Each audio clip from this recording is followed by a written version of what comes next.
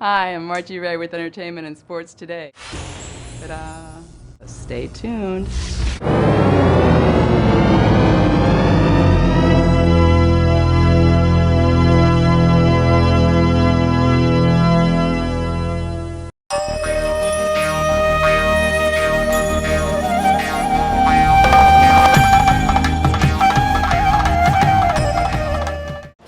Hi everyone, this is Kalpana Pandit reporting from Hollywood, California for House of Pandit YouTube channel as well as Entertainment and Sports Today. I am very proud to have with me today at the world premiere of the movie Pop-Up, which is a feature film which is premiering at the Dances with Films prestigious film festival here. The director and writer of the film, Stuart McBratney, and we have the leading cast, Brenton Prince and Evan Allman, with us here today. Welcome all of you. It's an honor to have you here. We're very excited to watch the premiere. The audiences are all waiting and we are looking forward to watching it within the next half an hour. I managed to get them here on the green carpet before that, so I would love to have the insider look as to what our director and writer has to say about this interesting film, which I just watched the trailer of. Well, Pop-Up is a drama and it's told in 3 separate stories. The first story is about a man who's a bit down on his luck and he's trying to raise a daughter by himself, but he finds a camera with one face on it, one picture of a face, and he's smitten and he wants to track her down. The second story is about a woman who's an immigrant to Australia from Romania. She's feeling heartbroken and she decides that instead of wallowing in self-pity, she's going to make pop-up cards for everyone that she knows. And the third story is about an aspiring theatre director, and when he gets a bad review, he decides to find the critic and kill him. Oh my goodness, this sounds extremely intriguing for sure. Definitely a must-watch. So, how was this inspired? What is it that inspired you to make this film? Is it real-life stories? Is it fiction? Did it create in your mind and heart? Well, it is fiction, but the experiences were based somewhat on what I may have gone through, but twisted a little bit so nobody really recognized it. For example, when I made my first movie called Spud Monkey, there was one critic who gave it a really bad review, and I was like, I shouldn't really go out and actually do anything silly. But I thought, imagine a character who had less self-control. What would he do in that circumstance? But I made it a play instead of a film because it'd be a bit more interesting to have actors live on stage instead of somebody watching a movie. Then the other characters, their stories were somewhat based on my experiences. The pop-up cards, that came from the fact that I used to always make them as a kid for family, friends, any birthday, Christmas, New Year, anything. Everyone would always get this card and it would pop up something. It wasn't necessarily a love heart, it might have been a pair of hands or a funny face. And the other story was basically a leftover from a music video pitch. Wow, there's an amalgamation of a lot of interesting themes in this film. I'm really keen to watch it. Brenton, what do you have to say about the film? Welcome here, and very excited to have you. I can't say much about the film itself because I haven't watched it yet. I will, but I would love to know his thoughts about Pop-Up. Yeah, well, like Stu said, and like you've just sort of been told, there's a lot going on in the film, so you sort of got to sort of keep track and focus on what's sort of happening because it all sort of comes together in the end. But just my character,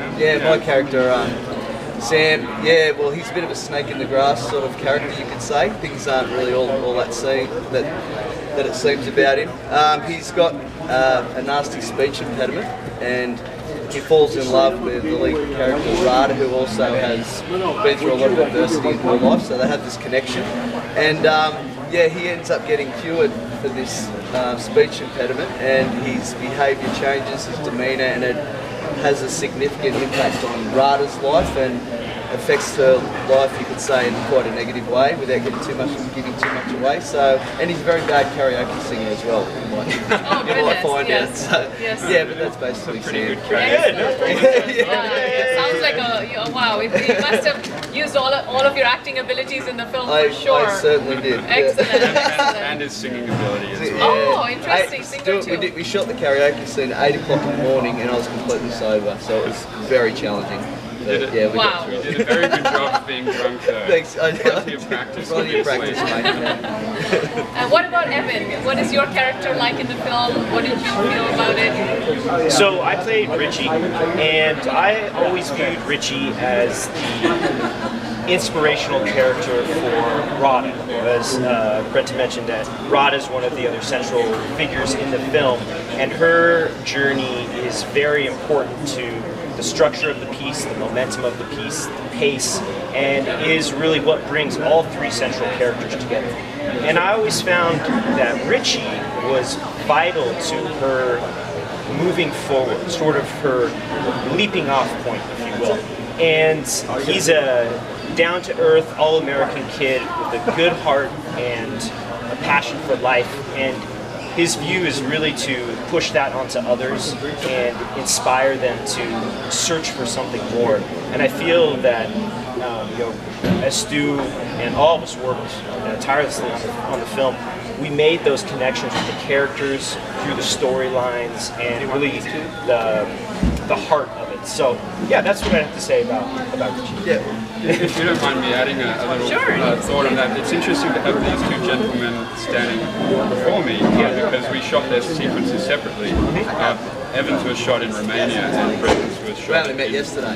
Yes, that was my next question. It seems you have shot in Australia and in Romania, and that's a very interesting combination in this film. And the trailer shows some very beautiful aerial shots and very intriguing emotional shots. So yes, I'm very excited to watch this film for sure. Yes, well, it's good to have these two gentlemen standing next to each other because, as Evan was saying, the character of Radha feels inspired by this man. She's inspired to find her own version of him when she meets him through her sister. And what does she end up with? But There he this is. gentleman who seems like a great guy online, and then when things start out, it's all fantastic. But then there's a little change that happens that reveals his true self. Maybe he's not quite as peachy as Richie after all. Yeah. Wow, now it's really getting into a chess game kind of thing. I'm very intrigued at the moment. Good way to put it. Yeah. What's going to happen, you know? What's going to happen? Stuart, what would be your pitch to the audiences of the world who will be watching this show, and why they really need to watch this film? Just like a one-liner which says like, why would we want to watch Pop-Up and enjoy it? Of course, you've told me a tremendous amount and we love it, but I would want just a one-liner. Well, I guess I've described it to a few people as Iñárritu meets Linklater in a way, with the structure of Iñárritu's early work and then some of the walking talk dialogue of Linklater. You put them together, it's an interesting mix, and hopefully people are taken on a journey with some light and shade.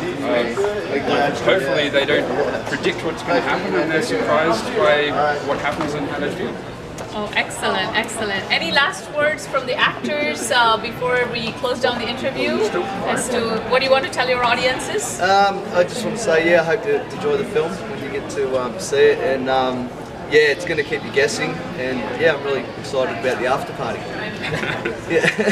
You have a reputation quite bold. Of course you are. Well, we're very, very excited. I hope all of you watch this intriguing movie Pop-Up, which we are going to premiere with at the Dances with Films Film Festival here. And hopefully after the film, I'll have another interview with them to ask more questions. But as of now, thank you so much, director and the cast of the film, for being here with me.